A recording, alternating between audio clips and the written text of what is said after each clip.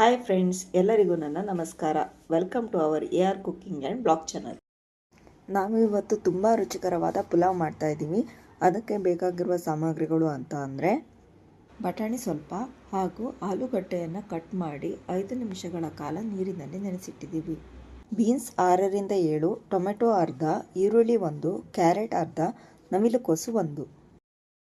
ಇವಾಗ ಮಿಕ್ಸಿಯಲ್ಲಿ ಮಿಕ್ಸ್ ಮಾಡ್ಕೊಳ್ಬೇಕಾಗಿರುವಂಥ ಸಾಮಗ್ರಿಗಳು ಅಂತ ಅಂದರೆ ಕೊತ್ತಂಬರಿ ಸೊಪ್ಪು ಸ್ವಲ್ಪ, ಪುದೀನ ಸ್ವಲ್ಪ, ಬೆಳ್ಳುಳ್ಳಿ 4, ಅರಿಶಿನ 1 ಟೇಬಲ್ ಸ್ಪೂನ್, ಶುಂಠಿ 2 ಇಂಚ್, ಟೊಮೆಟೊ 1, ಹಸಿಮೆಣಸು 4 ಮತ್ತು ಈರುಳ್ಳಿ 1. ಒಂದು ಮಿಕ್ಸಿ ಜಾರಲ್ಲಿ ಮಿಕ್ಸ್ ಮಾಡ್ಕೊಳ್ಬೇಕಾಗಿರುವಂಥ ಎಲ್ಲ ಐಟಮ್ಸನ್ನು ಹಾಕ್ಕೊಂಡು ಮಿಕ್ಸ್ ಮಾಡ್ಕೊಳ್ತಾ ಇದ್ದೀವಿ.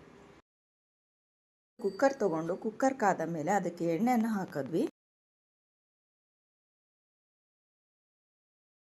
ಎಣ್ಣೆ ಕಾದ ನಂತರ ಮೊದಲೇ ಮಿಕ್ಸಿಯಲ್ಲಿ ಮಿಕ್ಸ್ ಮಾಡಿಕೊಂಡಿರುವಂತಹ ಪುದೀನ ಕೊತ್ತಂಬರಿ ಸೊಪ್ಪಿನ ಮಿಕ್ಸ್ ಹಾಗೂ ಸ್ವಲ್ಪ ನೀರನ್ನು ಹಾಕಿ ಮಿಕ್ಸ್ ಮಾಡ್ಕೊಳ್ತಾ ಇದ್ದೀವಿ.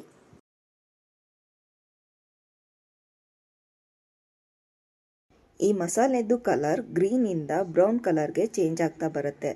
ಇವಾಗ ಇಲ್ಲಿ ನೋಡಿ ಸ್ವಲ್ಪ ಬ್ರೌನ್ ಕಲರ್ಗೆ ಚೇಂಜ್ ಆಗಿದೆ. ಇದಕ್ಕೆ ನಾವು ಬಟಾಣಿಯನ್ನು ಆ್ಯಡ್ ಮಾಡಿ ಸ್ವಲ್ಪ ಮಿಕ್ಸ್ ಮಾಡಿಕೊಂಡು ಇವಾಗ ಬಟಾಟೆ, ಈರುಳ್ಳಿ, ಕ್ಯಾರೆಟ್, ಟೊಮೆಟೊ, ಬೀನ್ಸ್ ಮತ್ತು ನವಿಲುಕೋಸು ಮೀನ್ಸ್ ನಾವು ತಗೊಂಡಿರುವ ಎಲ್ಲ ತರಕಾರಿಯನ್ನು ಹಾಕಿ ಮಿಕ್ಸ್ ಮಾಡ್ತಾ ಇದ್ದೀವಿ.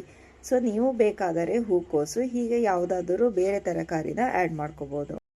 ಇವಾಗ ನಾವು ಅದರ ಜೊತೆಗೆ ಒಗ್ಗರಣೆಗೆ ರೆಡಿ ಮಾಡ್ತಾ ಇದ್ದೀವಿ. ಇದನ್ನು ಡೈರೆಕ್ಟಾಗಿ ಕುಕ್ಕರ್ನಲ್ಲಿ ಎಣ್ಣೆ ಕಾದ ಮೇಲೇನೂ ಹಾಕೋಬೋದು.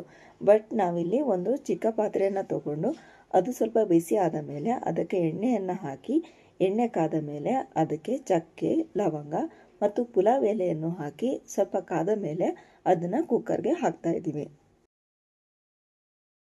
2 ಕಪ್ ಅಕ್ಕಿನ ವಾಶ್ ಮಾಡಿ ಹಾಕ್ಕೊಂಡು ಸ್ವಲ್ಪ ಮಿಕ್ಸ್ ಮಾಡ್ಕೋತಾ ಇದ್ದೀವಿ. ತರಕಾರಿಗೆ 1 ಕಪ್ ನೀರು ಹಾಗೂ 1 ಕಪ್ ಅಕ್ಕಿಗೆ 2 ಕಪ್ ನೀರರಂತೆ 4 ಕಪ್ ನೀರು. ಸೊ ನಾವಿಲ್ಲಿ ಟೋಟಲ್ ಆಗಿ 5 ಕಪ್ ನೀರು ಹಾಗೂ ರುಚಿಗೆ ತಕ್ಕಷ್ಟು ಉಪ್ಪನ್ನು ಹಾಕಿ ಕುಕ್ಕರ್ ಮುಚ್ಚಿ ವಿಶಿಲ್ ಹಾಕಿ ಬೇಯಿಸ್ತಾ ಇದ್ದೀವಿ.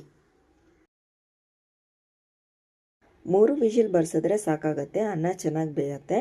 ಸೊ ನಾವಿಲ್ಲಿ 3 ವಿಶಿಲ್ಗೆ ಆಫ್ ಮಾಡಿದ್ದೀವಿ. ಇವಾಗ ಪುಲಾವ್ ರೆಡಿಯಾಗಿದೆ. ಯಾರೆಲ್ಲ ನಮ್ಮ ವಿಡಿಯೋ ನೋಡಿದ್ದೀರಾ ಹಾಗೂ ಸಪೋರ್ಟ್ ಮಾಡಿದ್ದೀರಾ ನಿಮಗೆಲ್ಲ ನಮ್ಮ ಧನ್ಯವಾದಗಳು.